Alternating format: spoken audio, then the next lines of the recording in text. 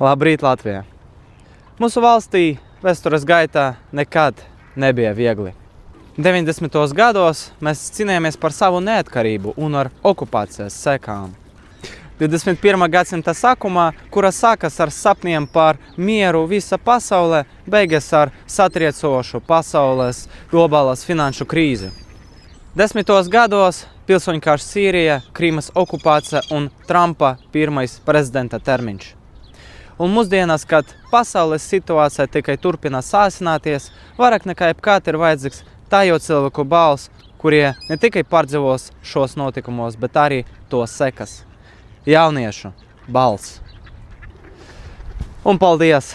Liels paldies mūsu valsts parlamentam, ka mums šī iespēja ir.